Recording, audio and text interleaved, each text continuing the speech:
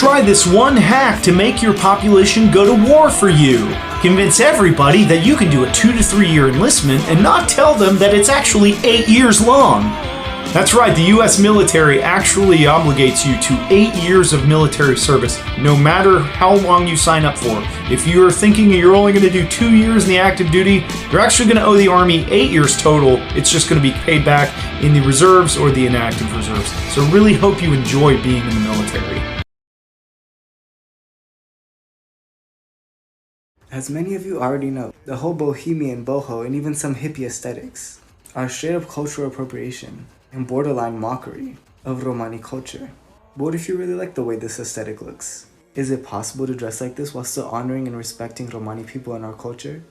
The answer is yes, but most people don't know how, so let me tell you. First is understanding why the style is an issue in the first place.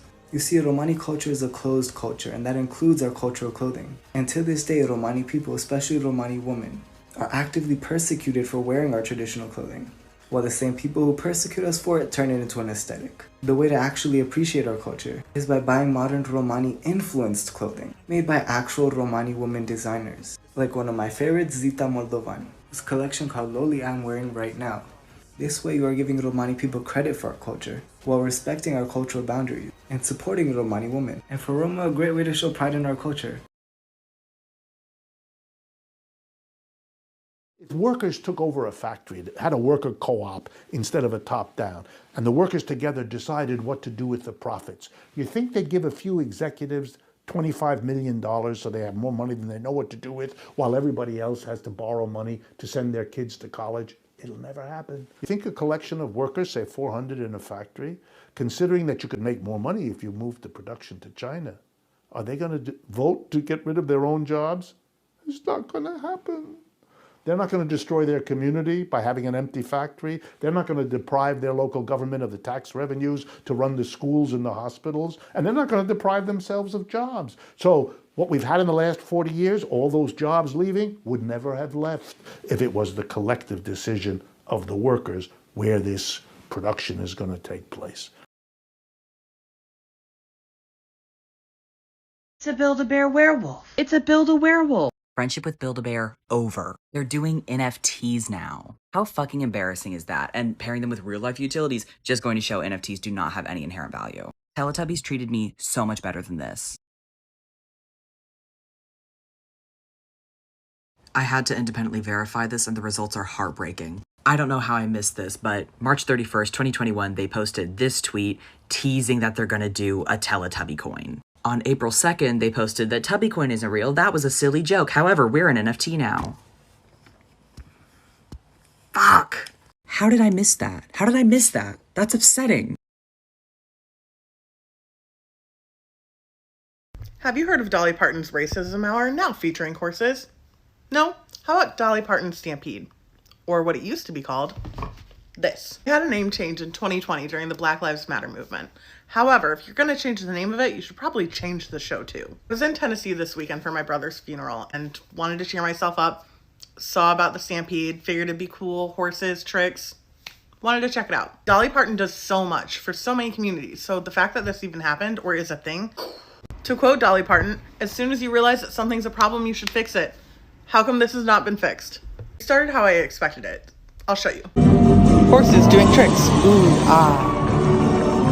Then we found out the stadium was also divided into the north side and the south side. They told their own story of the Civil War and how civilized settlers took over. And then this happened. Natives to this rugged land, their lives were hard and steeped in legend. I never left a show so quickly. We left so early, I wanted to see other reviews. The venue's not accessible for anyone with physical disabilities. Apparently kids chase around 2 white chickens representing the north side and 2 black chickens representing the south. I wish I was fucking kidding. There was also a horse dragging around a dummy doll with a noose around its neck. This needs to get attention, so please spread the word. And Dolly, what the fuck? Here's a double standard that I wish that we didn't have. I'm a communist, which means that when I have political conversations, I have to tell you exactly what I would do if I were president of the entire world and how I would solve everyone's problems, including your grandmother's. But if you are a capitalist, oh, sorry, my bad. most of us aren't capitalists because most of us don't own capital. But let's say that you support capitalism. Why don't you have to defend capitalism? Why am I always put on the spot of like, defend your entire ideology? Defend yours. Like what? Are you going to tell me that we have choice? What, you mean this? Are you going to tell me that we're free? What, you mean that we have 20% of the world's prison population while only having 5% of the world's actual population? What, are you going to tell me that we're free because we have democracy? Sweetie, we don't even have democracy in the workplace. Capitalism is a hierarchical economic structure. There's one person at the top that decides for all us people at the bottom. Like, defend your system. Sell it to me, because I'm not sold and I've been living under it.